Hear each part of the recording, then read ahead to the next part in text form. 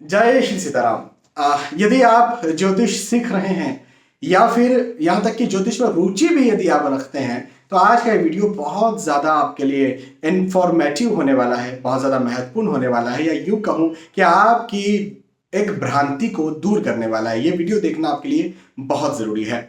देखिए, आए दिन कई सारे सवालों के मैं जवाब देता हूँ। मैं दिन भर कुंडली विश्लेषण करता रहता हूँ, है ना।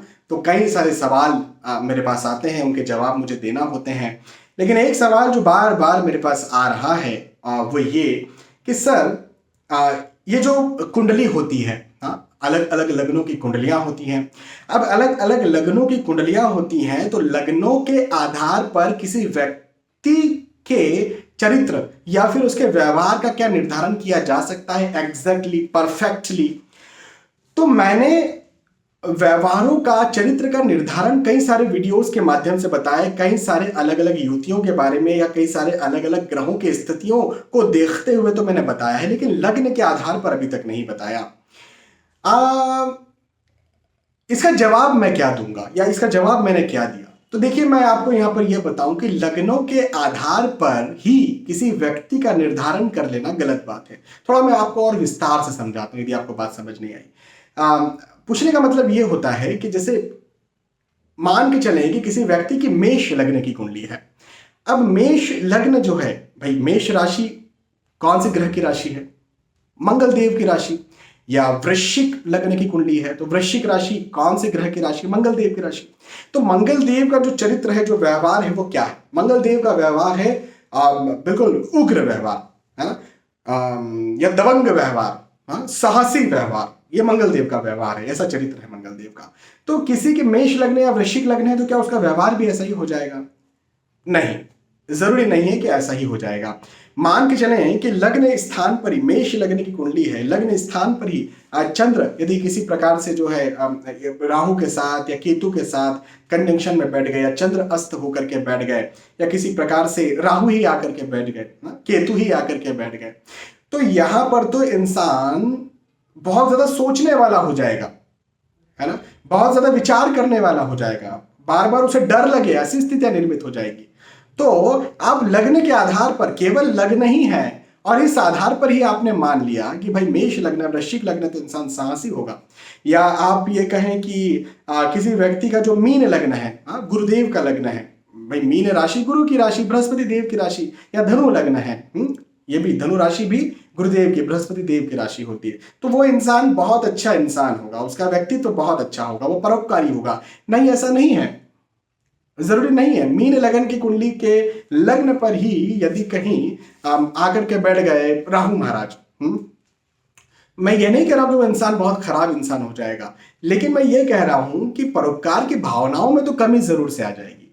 तो केवल आप लग्न की बात या लग्न को देख करके, किस लग्न की कुंडली है, लग्न पर कौन सी राशि बैठी है, सिर्फ इसे ही देख करके आप ये अंदाजा नहीं लगा सकते कि ये इंसान का चरित्र या यह इंसान का व्यवहार ऐसा होगा। उसके लिए ग्रहों की कंजंक्शन, ग्रहों की युतियां, ग्रहों नहीं युति हो तो कम से कम एक ग्रह या कौन से ग्रहों का उस पर प्रभाव पड़ रहा है, यह जानना भी बहुत ज्यादा कई बार जरूरी हो जाता है। लग्न पर नहीं समझ में आ रहा तो लग्न कुंडली का पंचम स्थान भी है इस बात को देखने के लिए, कि पंचम स्थान बुद्धि का स्थान होता है, इंसान की बुद्धि जैसी होगी वैसा वो होगा।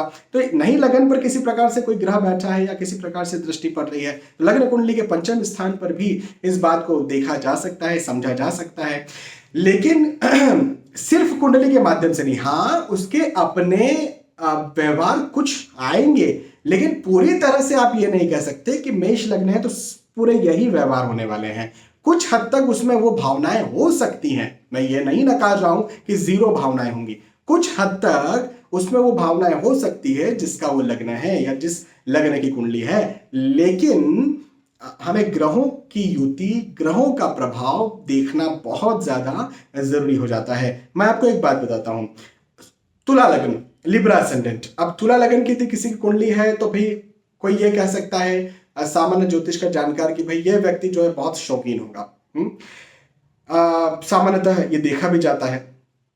क्यों? क्योंकि तुला लग्न के जो स्वामी हैं, तुला राशि के जो स्वामी हैं वो शुक्र हैं। हाँ, शुक्र का काम क्या है? भौतिक सुख सुविधा, शौक, विलासिता देना। लेकिन मेरे पास आज ही की तारीख में एक महानुभाव आए, तुला लग्न की कुंडली यानी लग्न पर ही शनि महाराज बैठे हुए, और शनि महाराज जब बैठे हुए हैं तो उच्च राशि के बैठे, ऑब्वियसली भाई तुला राशि में उच्च राशि हो जाते हैं शनि महाराज।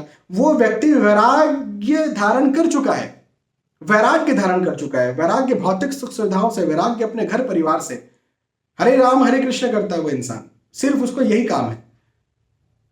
तो आप ये नहीं कह सकते कि ये व्यक्ति शौकीन होगा, विलासी होगा, वासना से ग्रस्त होगा। तो सिर्फ आप लग्न देख करके ही, यदि आप ज्योतिष, देखिए मैंने शुरुआत में कहा था यह वीडियो उन लोगों के लिए इंफॉर्मेटिव है जो ज्योतिष सीख रहे हैं या फिर ज्योतिष में रुचि रखते हैं। तो मैं आपको ये समझा दूं कि सिर्फ लग्न पर जो भी राशि बैठी हुई है, जिस भी लग्न की कुंडली है, सिर्फ उस आधार पर ही आप उस व्यक्ति के चरित्र या व्यक्तित्व का निर्धारण न कर लें। दूसरे ग्रहों की स्थिति, ग्रहों का प्रभाव भी देखें, और लग्न पर नहीं पड़ रहा तो पंचम स्थान पर देखें, और नहीं पंचम स्थान पर तो नवम स्थान पर देखें। ये 3 भाव पर, वैसे तो लग्न पर देखा जाना चाहिए, लेकिन फिर भी कई बार हो जाता है कि लग्न पर प्रभाव नहीं पड़ रहा है, या दृष्टि नहीं पड़ रही है, कोई ग्रह नहीं बैठा है, तो पंचम भाव को या नवम भाव को उसके बाद में देखा जाना चाहिए, और तब जाकर के ये बात कहनी चाहिए कि भाई इस फला फला व्यक्ति का चरित्र या व्यवहार ऐसा ऐसा होगा। कई सारे मैंने मेष लग्न के लोग देखे हैं जो बड़े शांत हैं, कई सारे मैंने मीन लग्न के लोग देखे हैं जो कि कहीं ना कहीं उंगली सीधी ना हो तो टेढ़ी करके कैसे काम निकाल ले, उनको इस प्रकार से भी आता है।